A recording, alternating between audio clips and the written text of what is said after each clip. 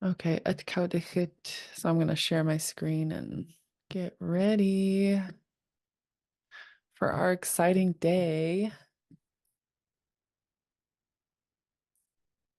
Okay, here we go. Yung satini, stakatiuhan, konalchi hati ade. De yagi, yagi, tsik disi, jinkat kanask yawachi yadis. Welcome in, guys. Thank you for coming here. And it's Tuesday, the second day of the week, and it's February 13th. First of all, happy Elizabeth Peradovich week. So Woohoo! yeah, um, exciting. February 16th is Elizabeth Peradovich Day. And since that falls on a Friday, Shakhsani Keek and I have put together some slides of information about her. And we'll be talking about the accomplishments of the Alaska Native Brotherhood, the Alaska Native Sisterhood, Elizabeth Peradovich today and on Thursday. Yeah, do we have any members of A and B and ANS in the group here?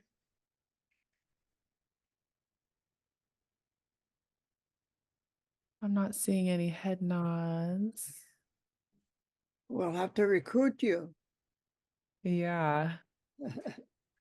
Actually, I should join too. Camp 87 is the one in Anchorage, right?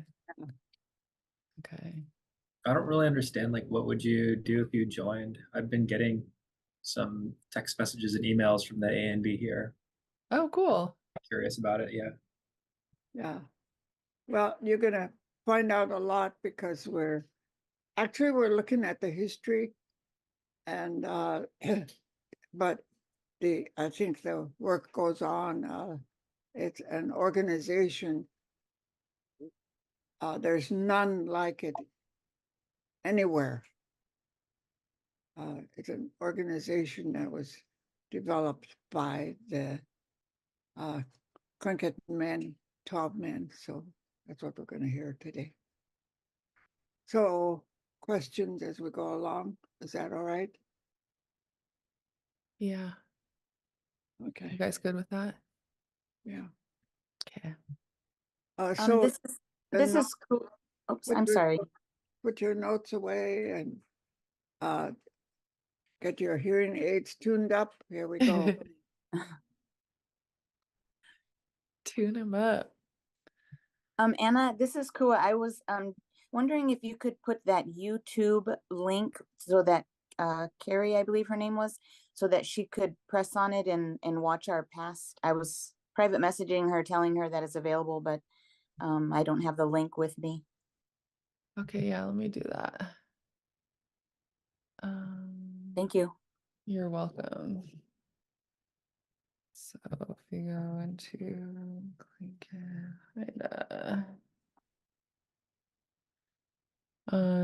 to find our class recordings, you'll go to the Tlingit and Haida YouTube channel, and that's the link I'll put in the chat. And I'll show you how to find our recordings. You should concentrate in regards to the self-introduction. So figure out your native name and your clan. I think that'll be the more important things for you to start with. Yeah. Good point. And then if you scroll down on the YouTube channel, you can find all our class recordings here. This is ours. It's titled Lingit Class, and then it'll have the date. And so you can see Shirley and I teaching, and as she mentioned, there's a self-introduction and then also a short dialogue. We're calling it the knock knock dialogue. And you should be able to catch up with that. Just watch them as you have time. Don't put too much pressure on yourself to catch up entirely. I don't see one there for last week. Was there one recorded for last week, or is it just not showing up? I wasn't available to come. Yeah, they're recorded every week and it just takes a little bit of time for the editing and uploading, but usually not too long. Thank you. You're Good old welcome. Chief.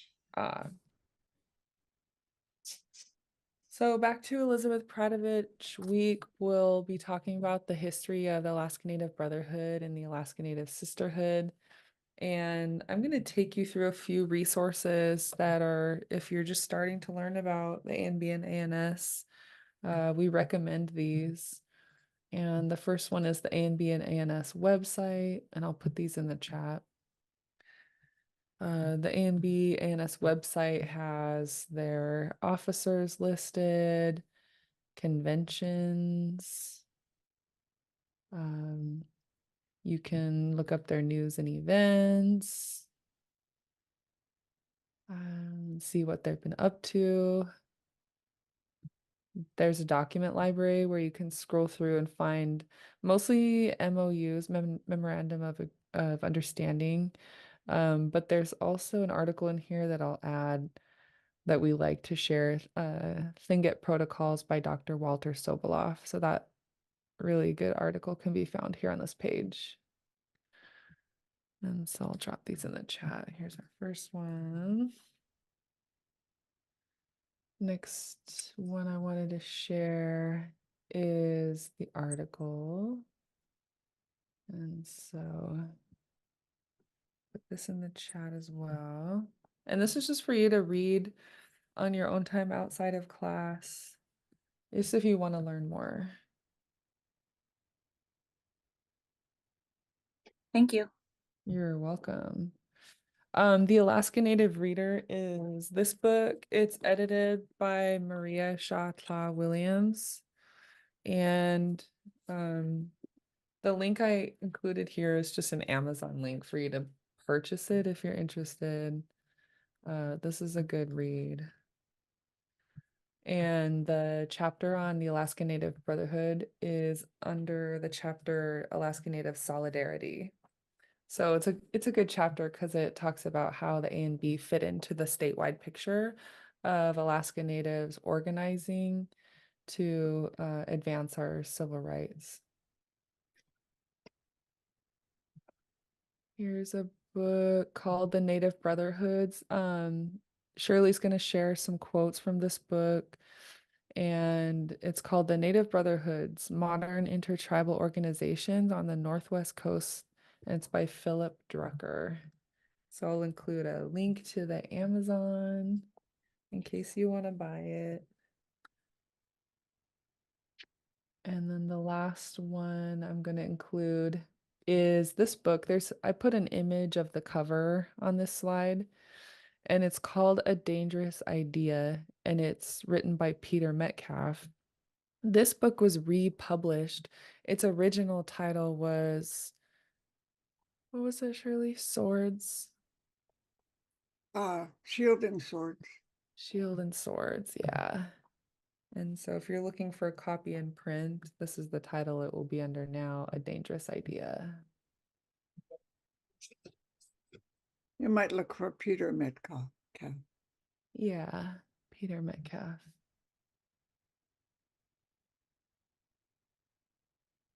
So those are some resources. And then today we wanted to talk about the 12 men who founded the Alaska Native Brotherhood and the more of the history. I'm going to give a brief overview of each member, of each founding member. And then Shirley has a lot of insight and cool details and stories to share. So she'll chime in as she wants or at the end. And so this is just an image of a plaque. It says, in remembrance of our founders and beloved brothers and sisters who have walked on before us, Askutudeyanas Adeyis, for their sacrificial service to the Alaska Native Brotherhood and Sisterhood and our Lord and Savior Jesus Christ. And then it has all the names of the people we'll be talking about today: Peter Simpson, Ralph Young, Chester Worthington, James Johnson, Paul Liberty, Seward Kuntz, Frank Mercer, Frank Price, George Fields, Eli Kadanook, James Watson, William Hobson, and Marie Orson.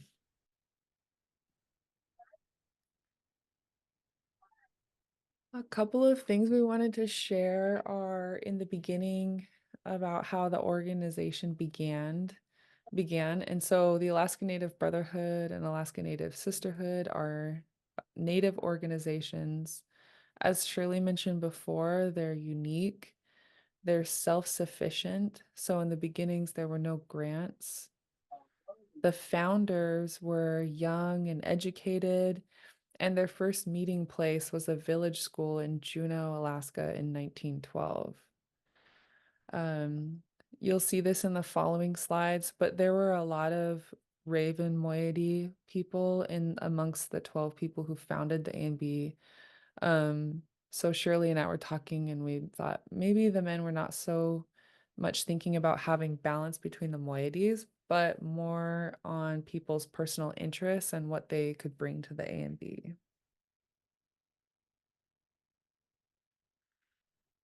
The first person we want to highlight is George Fields, and we included their clan. So George Fields was Nastede. Nastadi, I think, came from the south, like Klawak or somewhere. I'm not familiar with that. But he ended up living in Angoon. Oh, okay. Yeah, I'll look up their clan too in the chart.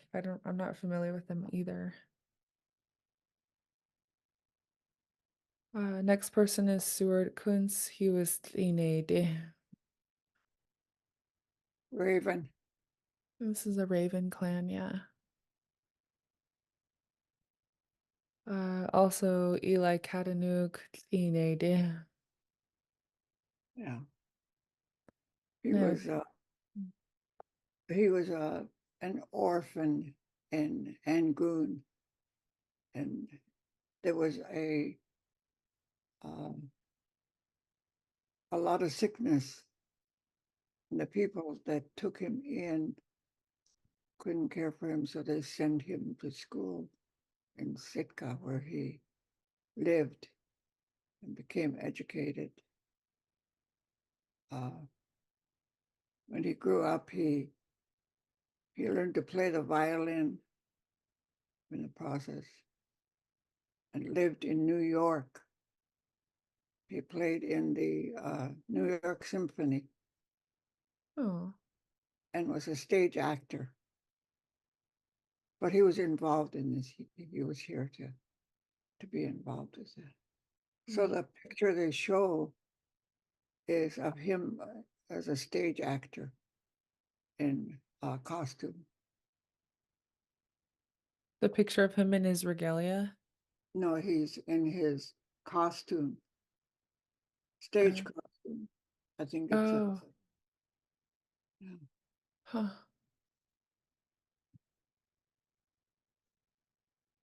None of them are in their regalia. Mm. Yeah, these are images. I forget which book this came from, but Alan took them for us last year. Biography. It's like Oh, you get biography. oh, awesome. Next person is James Johnson. He was Shangukede, Ego. Eagle Clan. Yeah.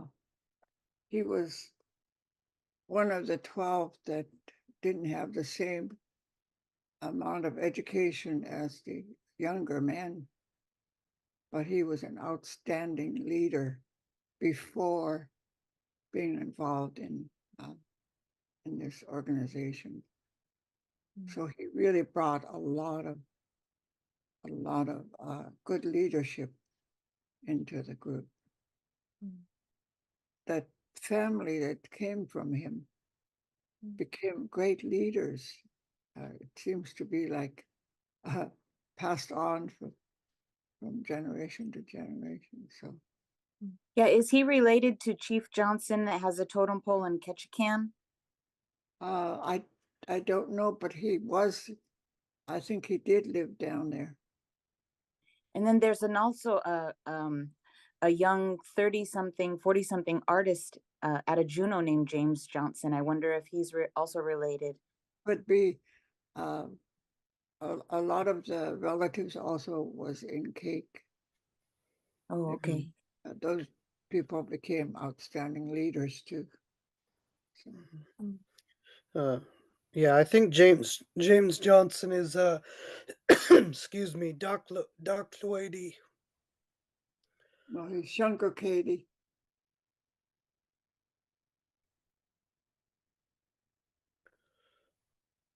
Mhm. Nice. Uh, Thun- is Thunderbird.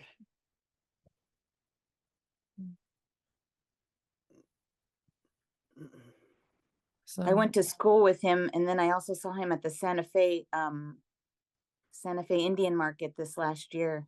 What a talented guy. He has a pen in the Smithsonian. you're talking about James Johnson, who lives in Juneau Yes. now? Oh, Yeah, he lives in Phoenix now, but he grew up in Juneau, and it was his grandfather that has the totem pole and that our classmate was speaking about, nice. Dr. Yeah, Clay. Dr. Yeah, Clay. we're talking about people that were young, 1912. Yeah. So it's probably his relatives. Yeah. Yeah.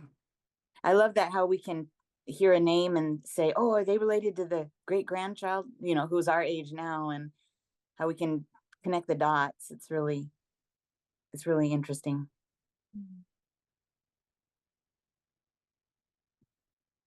Next person is Frank Mercer, who is Duck Lloydie. Eagle. Hmm. And then Frank Price was Kagwantan, also an Eagle Moiety clan. And Shirley mentioned that Frank Price had a big interest in education and that he stayed in Sitka to help people with their education. He tutored people so they could go to school, Mhm. stay in school, that is, and Mm. finish. And he did He's a lot. my grandma's cousin.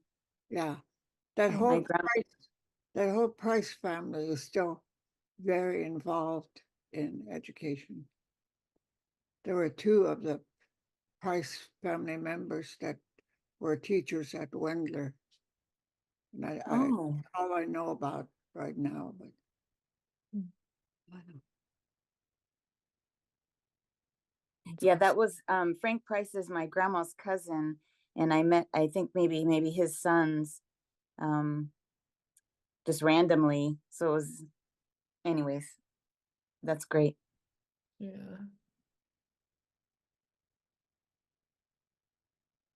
Mm. Next person is Peter Simpson, who is Simshian.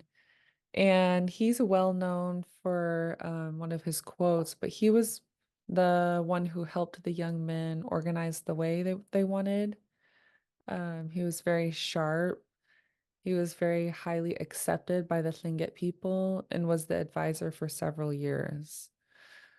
Around 1929, at a convention, this is the quote he's known for, saying, "Do you like this land and is it yours? Then fight for it."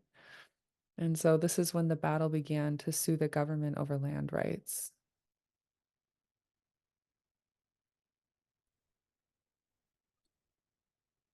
And my family is also related to Peter Simpson. Mm. Um, most of the Tsimshians on Annette Island, I'm pretty much related to, I think, half of them at least. Oh, cool.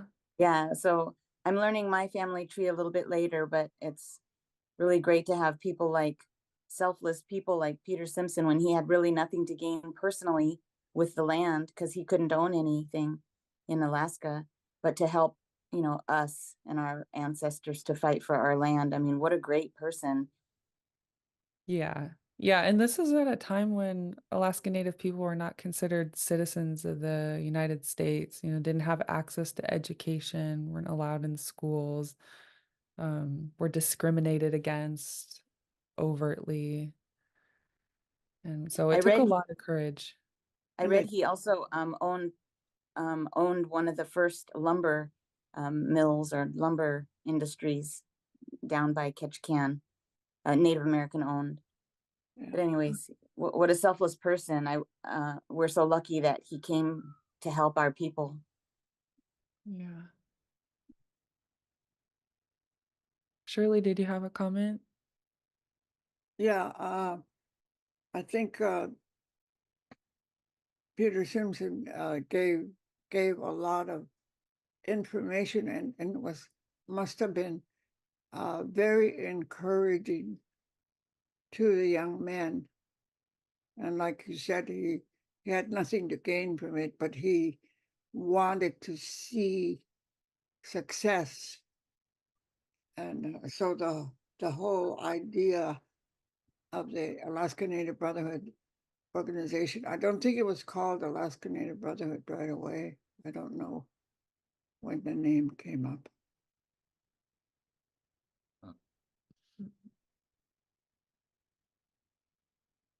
Mm.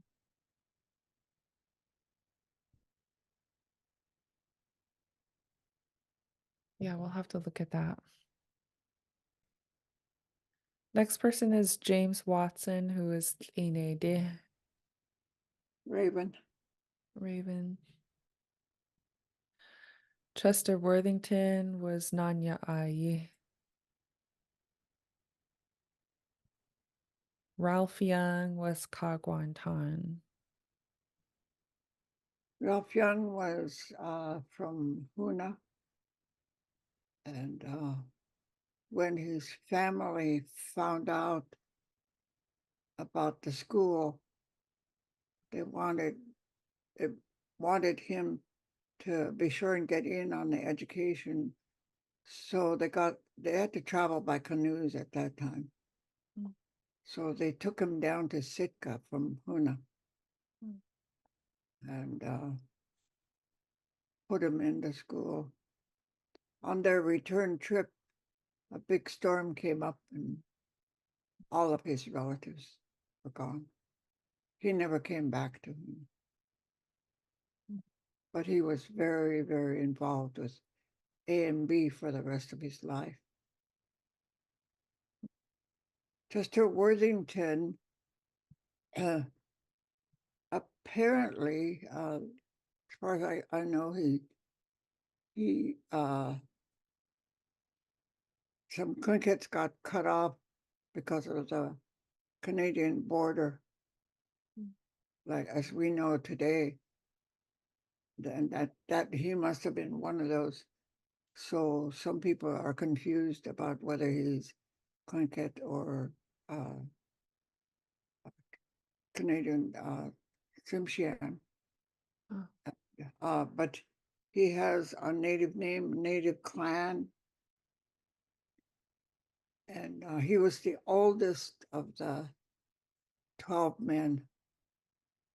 And how he ended up coming to the meeting because James Johnson invited him because they were friends. But he stayed, he was a minister, and he stayed with the group throughout the whole time and years. And there were times when there was a squabble because of working on the organization, and he would step in and be the peacemaker. So that was really, really valuable to have him be there. So he was very successful at doing that. Hmm.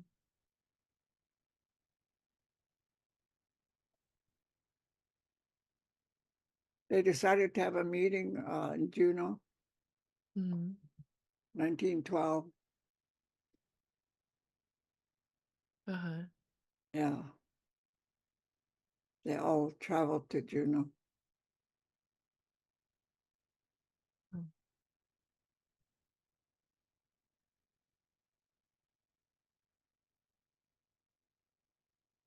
So let's hear about the rest of it. Next person was William Hobson, Tleinede. Yeah, that's Raven. Mm. Not too much is known about Hobson. Mm. He became involved, but he the historians couldn't find out too much about him because I think he went to Canada. I'm not sure if he was the one. Oh. I think he married Canadian, and so he went there because of his family, children. Oh. Oh.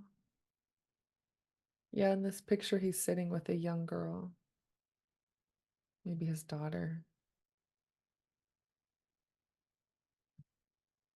Next person was Paul Liberty, who was Kix Eddie. Raven. Hmm. And then Marie Ors. He Oh, was a priest for the Greek Orthodox Church. I think one of the first natives to become accepted as a priest. oh wow.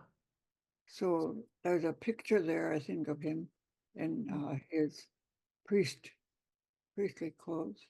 Yeah, it is. Hmm. And next person is Marie Orson, who is Daklawedi. Some notes that Shirley shared with me when we were talking about Marie Orson is that she was the first woman to join and was invited to take meeting notes because they realized in the meetings that they needed to take notes and they needed somebody who could do it. And so she was the person. She passed away of the Spanish flu in the Spanish flu epidemic. Yeah, I think she wanted to be involved. They knew Coons and the other men that from Juneau knew of her interest. She was really interested in education because of her children. So I think she was really happy to be invited to be in the meeting. So there's a lot of history about the 12 young men that started the organization, but Marie is hardly mentioned, but she was there to take notes for that. And I don't know if she only went to one meeting, but they must have had more than one meeting. Mm.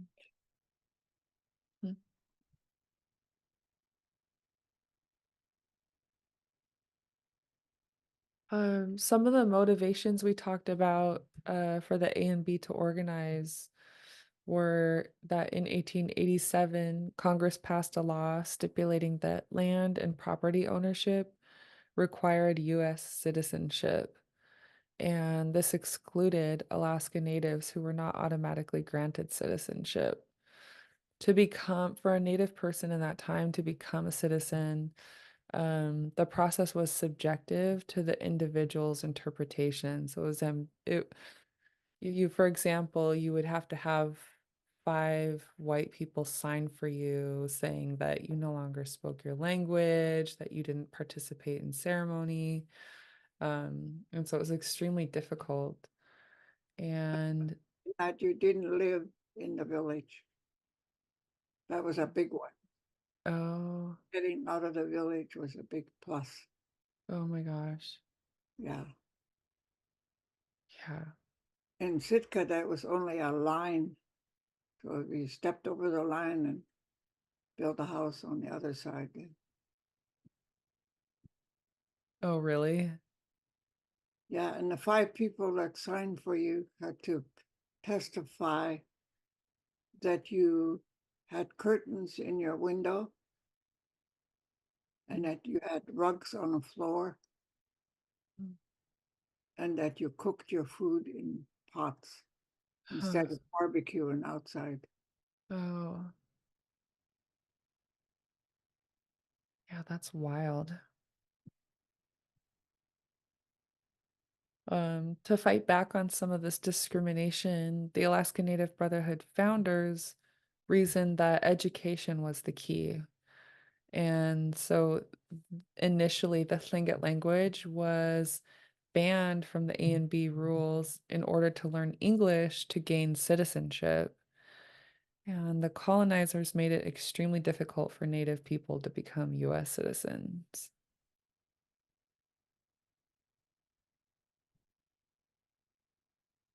Um, Re-involving Tlingit culture around the time that Robert's Rules of Order were adopted in the Alaska Native Brotherhood, Tlingit Protocol was also reintroduced. So the system of Robert's Rules of Order really fit into Tlingit way of thinking. Um, as Shirley mentioned, it played right into their hands. So, Shirley, do you want to talk more about that? Yeah, the thinking is that the Robert's rules were adopted and we had to apply it. But I think it's the other way around, that we had protocol that was strictly abided by, uh, to give honor to the right people, and that's what Robert's rules is.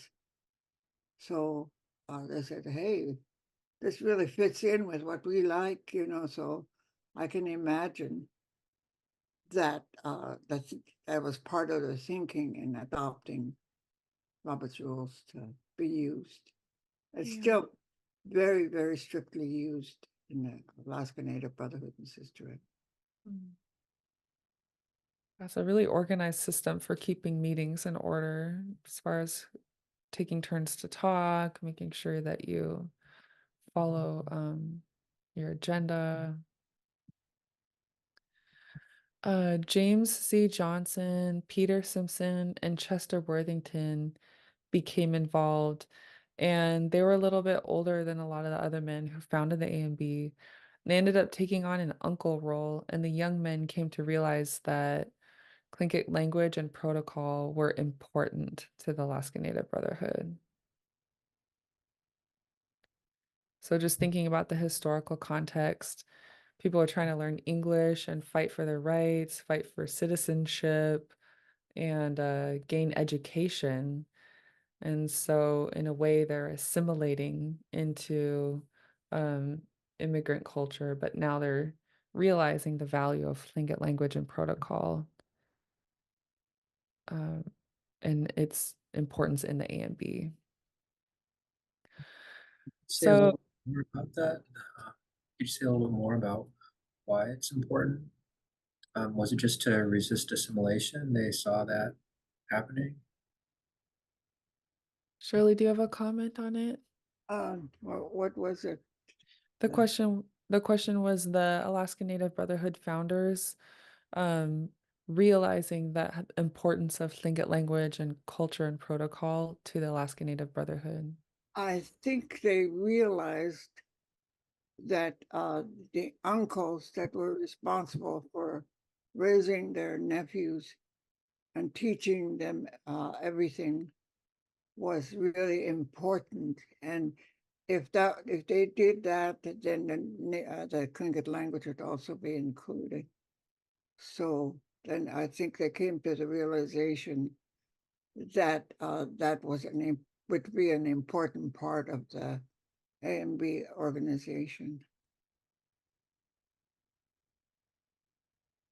Yeah, the protocol was really tied into the uncle and the family. So Mm.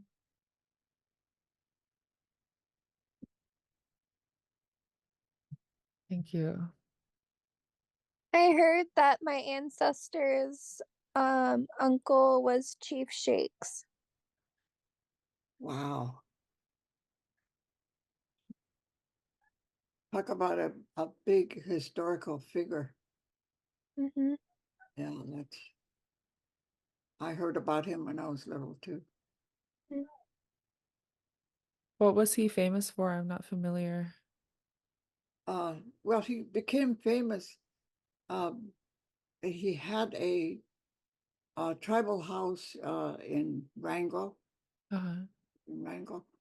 and he protected what he had.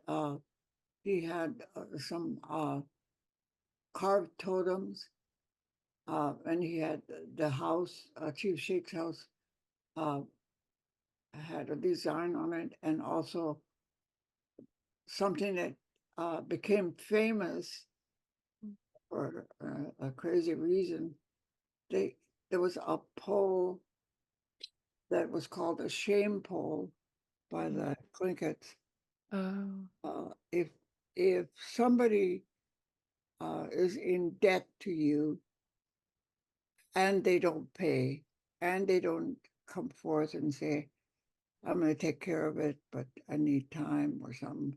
Nothing happened. Mm. Uh, there was a pole that had no design on it, and there was a raft at the top with 3 frogs sitting on there. And it's called the shame pole. And the story that I heard was um, these women from Sitka, the Kiksadi clan, uh, were married to the men in Wrangell, and they died. So the widows were supposed to either be to get new husbands, or they could go back to their village. uh, And when they didn't get their husbands replaced, the clan tried to contact the Frog clan to do something, and they didn't. And I don't know how much time passed before they finally carved the shame pole because of the debt. oh, The debt was the people in Wrangell had to take care of the 3 women, oh, feed them, and make sure they had housing and all that. oh, wow. That's what I heard, and I hope I'm not misleading anybody, but that's what my father told me. Wow. Chief Shakes was really famous. His war canoe is at the Smithsonian. Mm. It is monstrous. I looked at it and I thought, that can't be. I mean, it's like a huge boat, and I could see how you'd have to have a lot of men with a lot of power to make it go. Wow. So it was really big. Wow. Yeah, and that was apparently a war canoe. That's what they titled. Mm. It must That's have all I taken, know about Chief Shakes. wow, goodness, geez. Yeah. Yeah, if you look it up, there's a lot of information about him too, if you want to look into it more. Mm. Goodness, geez. Is it in a book? What book is it? I'm not sure if he's in my grandmother's book, which is Native American Wives of San Juan Settlers, and that was in the Smithsonian also. Yeah. We still have books that we sell all the time. We Mm. just sell them on island to people who inquire. Yeah, I saw a picture of him with his carved hat, wooden hat. It was so beautiful. Wow, that would be amazing to see that. Hopefully, I can find something of him. I don't know what he looks like actually. Let me see. Another person we wanted to bring up is William Paul, and he's one of the most well-known people from this movement, and he was a controversial person at the time. But I think his role and his personality and his drive really illustrate the historical and social context at the time. So a little bit about William Paul. He and his brother were lawyers, and they were very highly educated. At the time of their involvement, the Alaska Native Brotherhood became very political. William was elected to the Alaska State Legislature, and he was considered a big mouth because he always said what he thought, like a real politician. And this was a little bit of a clash with Lingit culture at the time. His brother would follow and try to smooth over the conflicts caused by William's outspokenness. And he had the right ideas about education, but he thought like a lawyer, which was at the time you have to sue. Yeah, and he was successful. We'll talk later about the accomplishments of the Alaska Native Brotherhood, but William Paul's known for being a controversial character um, because of this. Shirley, do you want to add anything? No, I saw a picture of him and his brother, uh, the two is really different. And I could see how I don't know if he knew more about culture or not, or if uh, William Paul just didn't really worry about the culture as a lawyer, but his brother had to come behind him and smooth things over with hurt feelings and talk to people and try to explain his brother. I think Mm, so he was well known for that. yeah. He looks like the old guy from It's a Wonderful Life. Yeah, He has that kind of face. Yeah, I haven't seen it. Mm. Yeah, it's really good. You should see it. It's kind of a Christmas movie, though. Oh, really? Yeah. I knew someone was going to talk about Christmas today because there's a box that you can see in my background. I keep looking at it. It's my Christmas tree. And I like I boxed it up to take to donate.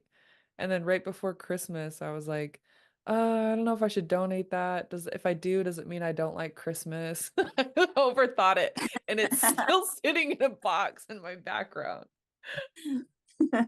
What about Valentine's? Are you guys celebrating? Yeah. I Um, made a ton of boxes for sale at the store here. Valentine's. oh, Yeah, they're pretty cool. I sold some already. nice. yeah. I celebrated Valentine's Day when I was in grade school. Yeah. Gonna make Valentine's for everybody. Yeah, Make sure you have one for everybody. Yeah, I know. You have to like make a ton because for me, I have to make one for all my friends on the island, and I have to make macadamia cookies tomorrow with Ooh, raspberry icing that are gluten-free vegan, and then I'm making ones that are plain, like not gluten-free vegan. yum. I can't make all the things that I made for the boxes because it takes too much kitchen space, and my grandpa was really mad.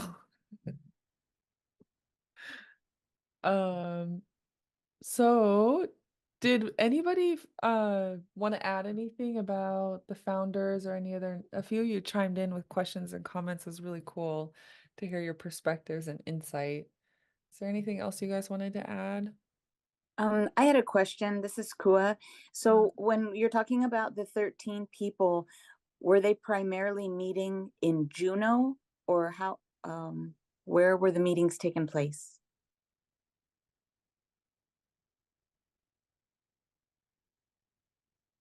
it began. I don't know when this started, but people throughout Southeast became very excited and interested in the organization.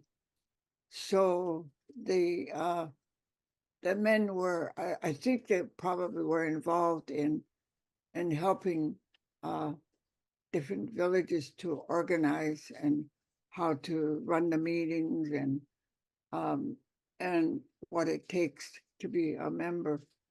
So they gave numbers, and this is really clever, I think. Each village got a number. So since Juneau, where they had the first meeting, uh, yeah, Juneau is number one, Okay. camp number 1A and B. And I'm not familiar with all the different numbers, but camp number 3 is Sitka. And then of course my hometown, Hoona, is camp number 12. So they gave numbers, I guess they gave the numbers as people applied to organize. So it's not like all in order, it's just real scattered. So Okay, interesting.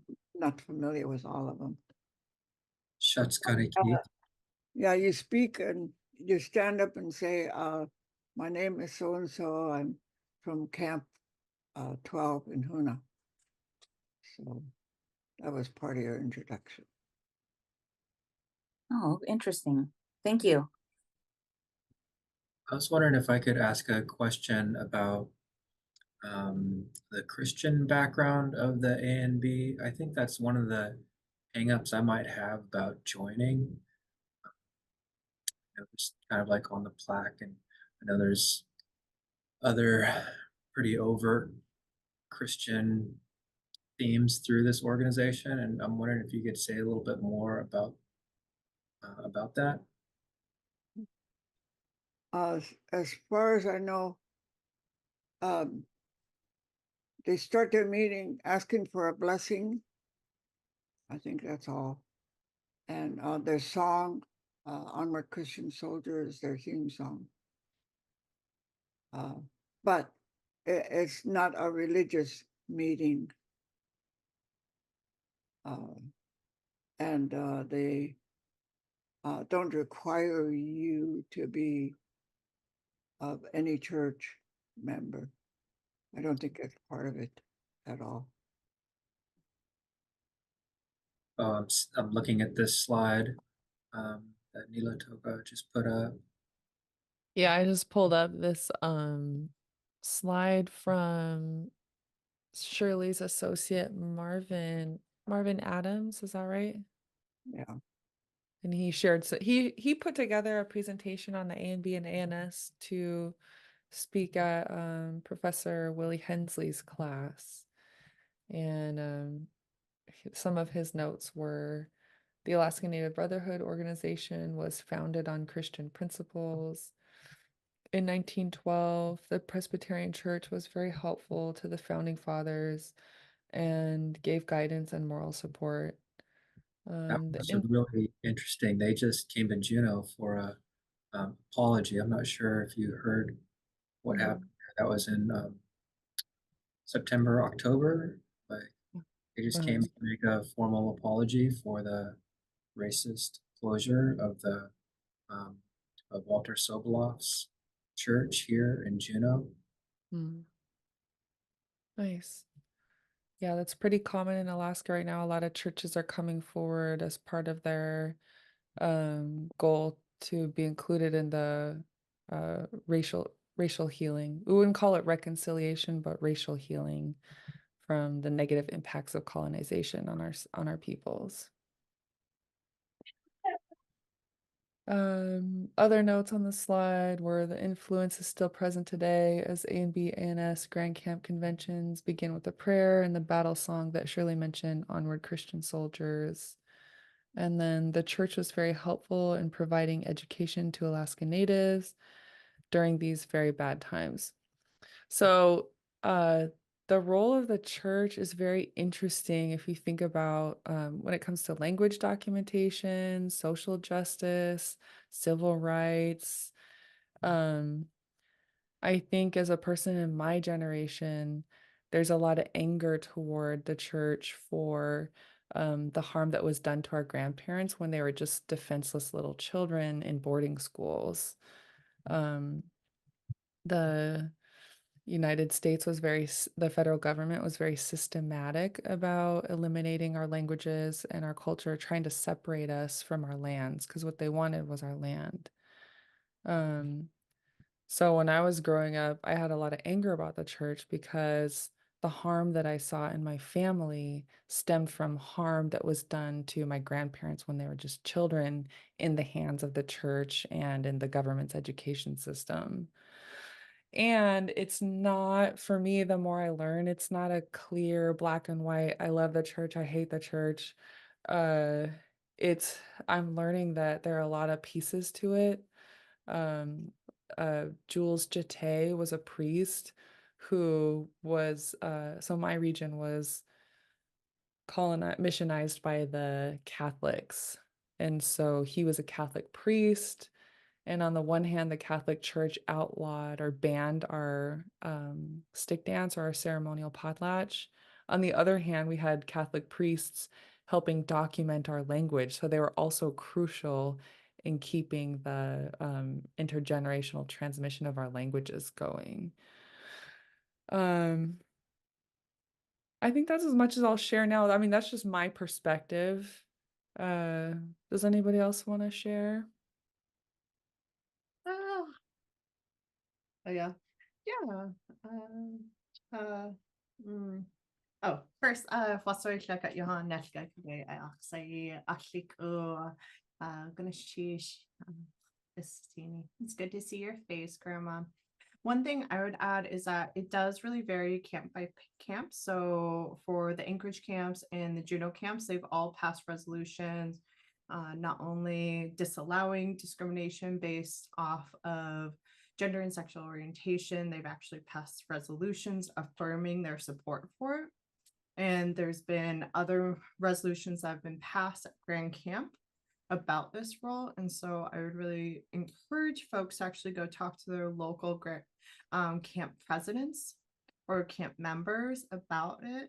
So, for example, one of the presidents for one of the two ANS camps here in Juneau actually was involved with that apology from the church and helping organize that event. And that's pretty common here in town. And that both of at Grand Camp, they did eliminate the gender requirement. And so anyone of any gender can join either ANB or ANS at this point. And it's great to see how big ANS is growing right now for that. So come be a sister. I like the blue. And Nice. following that. So I would just really, really encourage to reach out to your local camps. They have meetings, they have meetups, you can usually find them. Their presidents involved with most community events, and they would love to talk to you and talk about how they have either the role of the church or not in their camps. Yeah. That's what I would It's always been Yeah. throughout my lifetime, I've heard the men were welcome to join the ANS to become members because the women needed them to be a part of their group. And the same thing with A and B, the women could become members of A and B. It's always been that way. Mm. And so I've been off and on ANS member and grew up going to ANS meetings with my grandmother, Annabelle Revels, and really enjoyed growing up in that environment. I'm not religious or Christian at all, but it's been a wonderful part of my life being involved with ANS. That's what I would say. We do have to give good credit to the Russian Church education program for the native when they had schools for the natives. They didn't require you to give up your language. That was part of it. They kept that and also learned new ways of speaking. And there were in my village there was a lot of older people that could speak fluent Russian. Oh, goodness. Yeah. And I heard you asking Nishlatoga for just comments on A and B and ANS, if I may.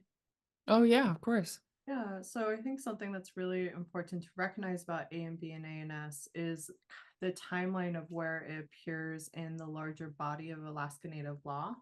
So A and B and ANS was the first tribal first Alaska Native organization that was intertribal in Alaska, and it came together like they just shared in 1912. And we didn't have another intertribal organization come along until the formation of the Central Council of Kchicken Haida Indian Tribes of Alaska in 25. And then we didn't have another one come along until the Inuit Whaling Commission in 1965.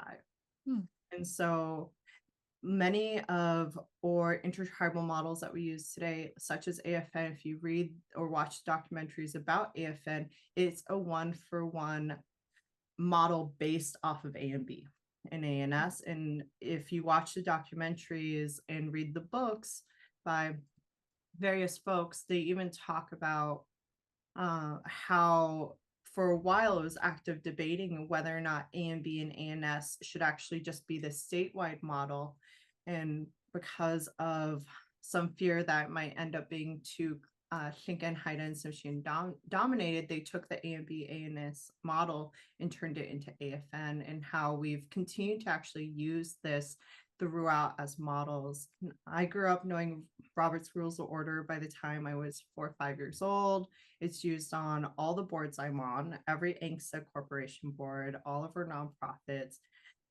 All of our tribal councils use Rules of Order. And if you look at the very first Tlingit language text from the Donnenhauers in 74 in the back, where it says 10 things to do, learn the language. The first one is go talk to your elders. And the second one says learn Robert's Rules of Order. I didn't know that. You can look at the back of it. I think it just really continues to have influence and has been a successful model, not only for tribal governments and councils, but also for nonprofits going forward in Alaska. And they've radically changed how lobbying is done and how intertribal legal efforts are undertaken, not only here in Alaska, but nationwide. And so it's been really, I've taken a few federal Indian law classes, and A and B and ANS is constantly mentioned in those, and the really the groundbreaking work they did to get us where we are now. And I think as a young person, it's sometimes A and B and ANS isn't such a pivotal role in our communities like it was when I was growing up here, where they always did Christmas distributions, and they were at anytime someone had a house fire, they'd be there, housing people, helping people, cooking. But they laid that groundwork for us to now have other social services to now be offered by our tribes, and how many of the things we wouldn't have today if it wasn't for the decades and decades of work by A and B and ANS. Sheesh. Oh, that's gonna teach. How are we doing with the time? We have 2 minutes left. Oh, yeah. This is really an exciting discussion and a lot of good questions. So we plan to continue this on Thursday. Oh, So